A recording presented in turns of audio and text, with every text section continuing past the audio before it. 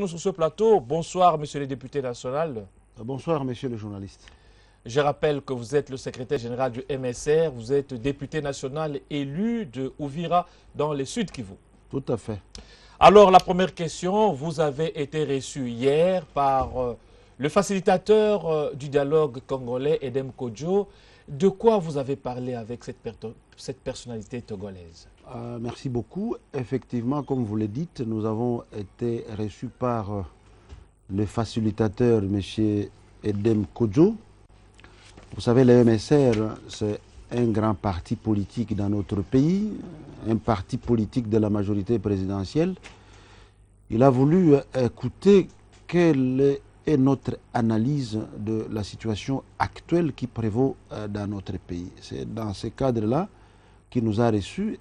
Et aussi, nous avons aussi voulu l'écouter par rapport à ce qui est du dialogue national inclusif convoqué par le chef de l'État, son Excellence Joseph Kabila Kabange, président de la République.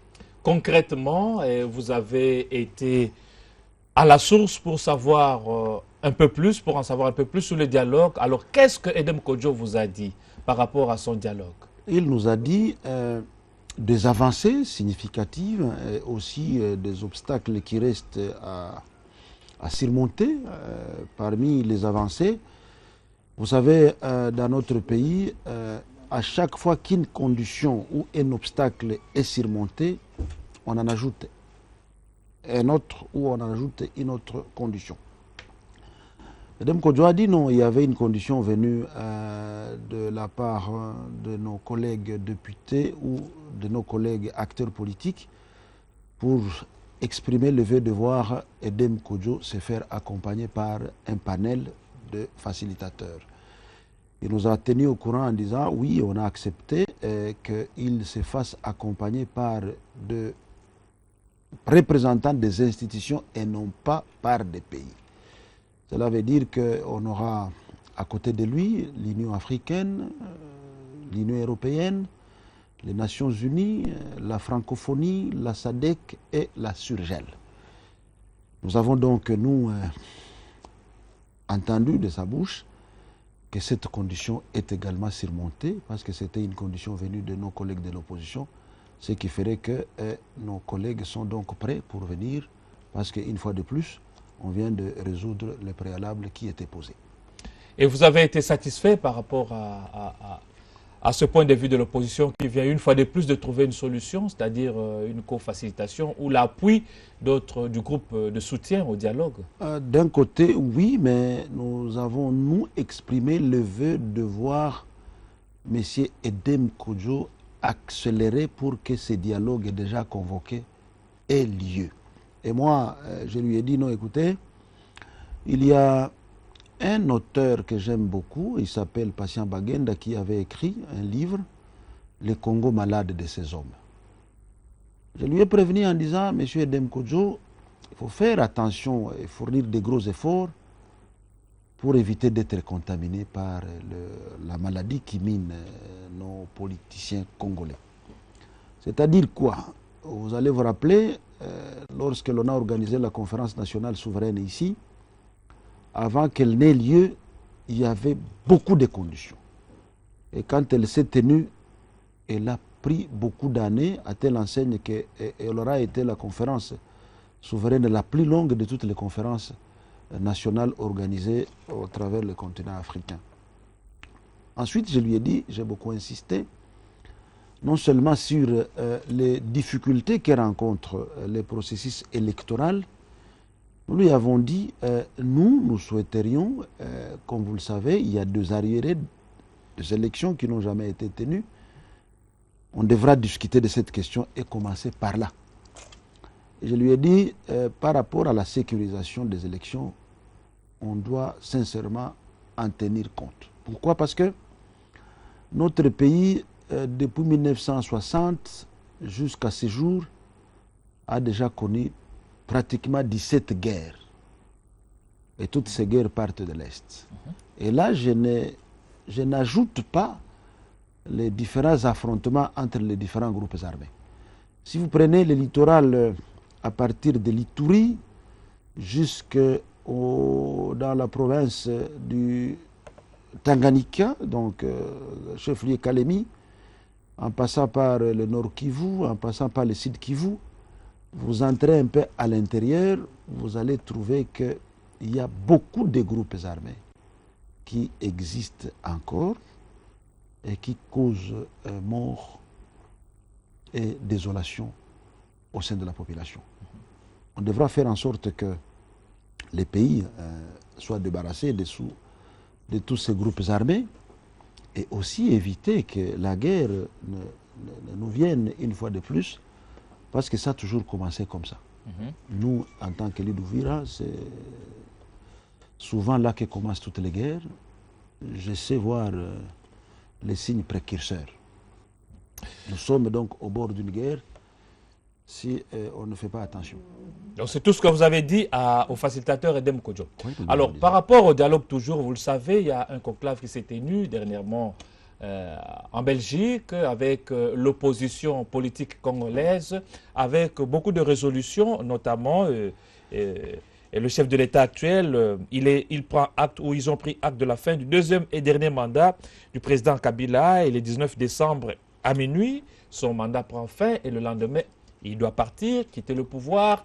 Autant de résolutions comme la CENI qui doit convoquer les élections dans le temps imparti, donc 70 jours avant, 90 jours plutôt avant la fin du délai.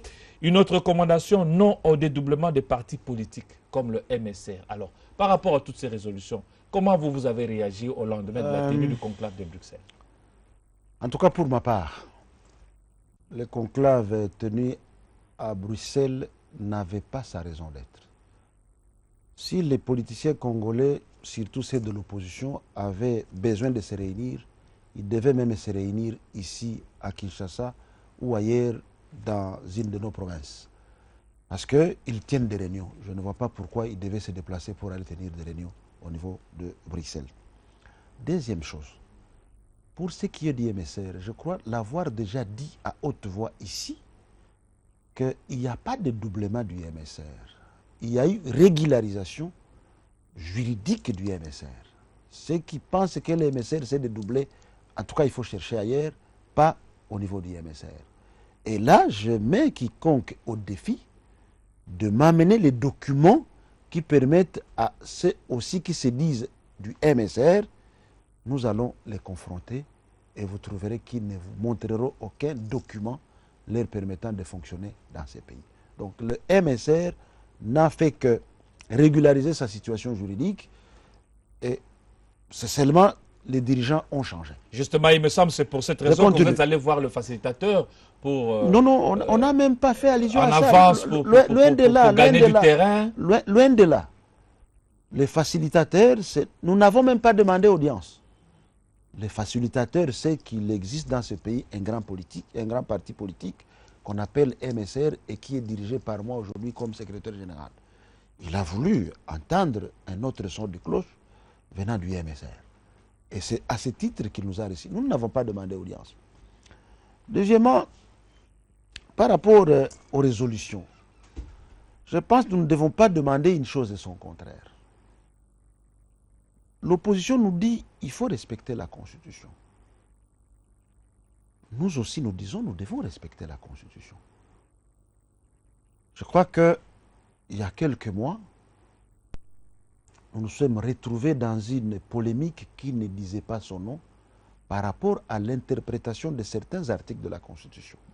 Au niveau de l'Assemblée nationale, nous, députés de la majorité, et c'est compris de l'opposition, nous avons saisi la Cour constitutionnelle pour nous donner la bonne et la vraie interprétation de certains articles de la Constitution qui font polémique.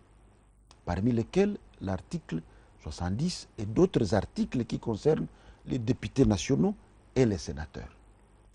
De tous ces articles, nous avons accepté la démocratie et nous devons nous assumer. Dans notre pays, aucune institution n'est remplacée par une autre qui n'est pas élue. L'institution qui doit remplacer l'autre doit être celle qui est élue, ici des élections. Les députés provinciaux sont encore en fonction, parce que les élections de députés provinciaux n'ont pas encore eu lieu. Les sénateurs sont en fonction parce que l'élection des sénateurs n'a pas encore eu lieu. Il y a même certains gouverneurs qui sont encore en fonction. Mutatis mutandis, avec aussi l'article 70. Il y a les gens qui disent la CENI doit convoquer 80. Je vais bien. Mais il faut d'abord que les conditions soient réunies pour que la CENI convoque. Mais qui devait apprêter toutes ces conditions-là? Mon cher ami, la CENI devait les apprêter. Et je vais vous dire pourquoi nous sommes arrivés à ces difficultés. Nous sommes arrivés, nous, députés nationaux, ici, au mois de février de l'année 2012, début de la législature. Vous avez tous suivi, vous qui êtes journaliste d'ailleurs, vous le savez plus que moi. L'on a décrié les résultats ici des élections de 2011. Et pour le chef de l'État, on a dit, c'est vrai, il y avait quelques irrégularités, mais qui ne pouvaient pas mettre en question les résultats ici des urnes. Cela veut dire, quoi qu'il y ait eu des irrégularités, le président Joseph Kabila Kabange est celui qui avait gagné les élections. Au niveau des députés nationaux, ça venait de partout, qu'il y a des députés élus, il y a des députés nommés. Et nos collègues de l'opposition sont montés au créneau pour dire non, nous ne voulons plus aller aux élections des députés provinciaux avec le même bureau dirigé par Ngoï Mulunda et par CENI comme adjoint ou comme vice-président si vous voulez, qui ont mal organisé les élections. Et ensuite, nous devons avoir une autre loi portant organisation et fonctionnement de la CENI. À ce moment-là, à l'année 2012, il y avait déjà un calendrier publié pour organiser les élections des députés provinciaux. Nos collègues de l'opposition ont dit non, nous ne savons pas y aller sans que l'on ait répondu. Donc selon vous, la situation d'aujourd'hui a été causée par des contestations de l'opposition? Mais moi je vous dis, c'est à quoi on assiste. À chaque fois qu'une condition est posée, on répond, on résout la difficulté. Une autre difficulté renaît. Toujours émanant de l'opposition. Le chef de l'État, je sais que je vous dis, le chef de l'État a convoqué le dialogue. On a dit non, nous ne voulons pas un dialogue, il faut que nous ayons un facilitateur. Les facilitateurs arrivent, oh non, nous ne voulons pas de ces facilitateurs, il faut qu'ils soient assistés. On résout la question, non, nous ne voulons pas un dialogue convoqué par le chef d'État. Mais qui va convoquer le dialogue dans un pays souverain et indépendant comme le nôtre? Voilà, vous m'avez déjà amené à ces maintenant, je continue. Oui. Ces difficultés-là qui ont fait qu'on ait outrepassé le calendrier de 2012. Nous avons pris du temps à l'Assemblée nationale pour mettre sur pied la loi organique en rapport avec la CENI. Arrivé à son terme, il a donc fallu que nous mettions les animateurs. Et vous savez que la CENI actuelle est tripartite. Il y a la majorité, il y a l'opposition et il y a la société civile. Donc les responsabilités sont... Les responsabilités sont partagées. Parce que il y a 6 membres de la majorité, il y a 4 membres de l'opposition et il y a 3 membres de la société civile. Alors, ça a pris du temps. Au niveau de la majorité, on n'a connu aucun problème pour désigner les animateurs à envoyer au niveau de la CENI. Pour l'opposition, ça tirait à longueur. Ça a pris du temps jusqu'à ce que l'on a fini l'année 2012, on est rentré dans l'année 2014. On a mis en place les institutions, disons les animateurs de la CENI. Les animateurs de la CENI devraient maintenant aussi évaluer l'état actuel ou l'état de lieu de la CENI. Ils ont fini et ils ont fait un rapport à l'Assemblée nationale et ils ont publié un calendrier en 2014. Oui, très rapidement, le calendrier... En 2014, très rapidement, à sa sortie, calendrier boudé, non, nous voulons un calendrier global qui reprend toutes les élections. Celui-là, il est partiel. La CENI s'organise, il publie un calendrier reprenant toutes les élections. Oh non, ce calendrier, à sa sortie, Ça ne demande pas 2, 3 ou 4 jours. Non, non, à la sortie. Non, ça c'est un calendrier contraignant. Nous devons prendre les élections qui sont essentielles. Pour l'opposition, les élections essentielles, c'est celles en rapport avec le président de la République et les élections de députés nationaux. Mais toutes les élections, nous avons accepté les systèmes démocratiques et la démocratie part de la base jusqu'au sommet. Donc on retiendra que le retard actuel est dû, selon vous, à l'opposition qui n'a fait que passer de contrainte en contrainte. En tout cas, je l'affirme haut et fort. Voilà, c'est votre point de vue. Alors revenons d'abord au dialogue. Dans sa configuration, le dialogue tel que perçu par ceux qui ont participé au conclave. Ils veulent d'un dialogue non convoqué par l'actuel chef de l'État, mais qui émanerait de la communauté internationale, ou un dialogue qui serait issu de la résolution 2277. Vous, je vous ai suivi, vous tenez au dialogue tel que prévu, tel que convoqué par le chef de l'État. Alors, on va où? Non, écoutez, journaliste, qui est dans le bon, qui est dans le vrai? Qu'est-ce qui doit être fait? Je crois que la RDC n'est pas un relis nihilus, donc un bien abandonné, un bien sans maître. La RDC a des institutions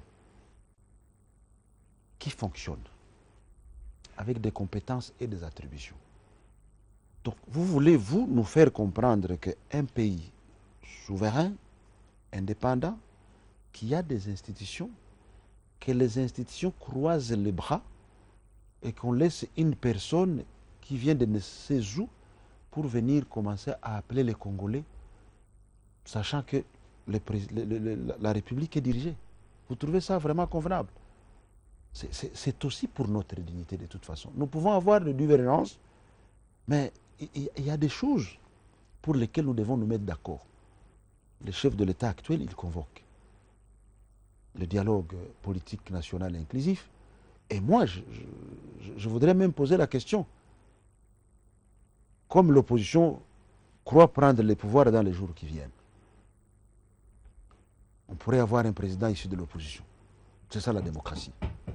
Mais imaginez celui-là, chef de l'État, qu'on nous dise non, vous n'êtes pas à mesure de convoquer vos collègues ou vos compatriotes congolais. Donc il ne faut pas vouloir une chose et son contraire, où on dit ne faites pas à l'autre ce que vous ne voulez pas qu'on fasse de vous. Non. Il y a des choses qui sont définies dans la Constitution qui déterminent les compétences et les attributions d'un chef de l'État. Les mêmes les seront pour n'importe quel président qui viendra après le président Joseph Kabila. Alors, ce que j'attends pour intoxiquer la population, il y a les gens qui disent non, on est en train de préparer un troisième mandat. Non, qui a dit qu'on prépare un troisième mandat? Non. Le dialogue est convoqué pour que nous puissions avoir des élections libres, démocratiques et surtout apaisées, qui ne débouchent pas sur des guerres comme on en a connu en 2007, comme on en a connu aussi en 2011. On ne parle pas de troisième mandat ici, non. Alors, je m'en vais poser la dernière question, M. Robota. Oui.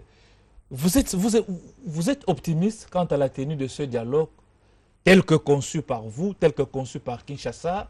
Vous êtes sûr que l'opposition viendra participer à ce même dialogue et qui sera facilité ou qui est facilité par Edem Kodjo? Mon cher ami, ce n'est pas seulement que nous sommes convaincus, mais nous les voulons, nous les souhaitons. Moi, je suis d'Ouvira, pratiquement voisin de la République du Burundi. Nous suivons de près ce qui se passe au Burundi. Lorsqu'il a été question pour le président Nkurunziza de briguer un troisième mandat, non pas troisième mandat, de briguer à l'élection présidentielle, beaucoup ont prétendu dire qu'il briguait un troisième mandat, et pourtant si vous lisez la constitution burundaise, vous allez trouver que le premier mandat était un mandat désigné. Il a été désigné, il n'a pas été élu. Le premier, il a été élu, celui auquel il concourait, c'était son deuxième mandat, élu au suffrage universel. On a dit au Burundais, non, il ne faut pas vous casser les têtes, mettez-vous ensemble pour discuter afin de trouver une voie de sortie. Les Burundais ont refusé, ils ont commencé à s'entretuer. Aujourd'hui, une année après, ils sont à Arusha en train de négocier ce qu'ils auraient dû faire ou ce qu'ils auraient dû négocier avant qu'il y ait mort d'homme.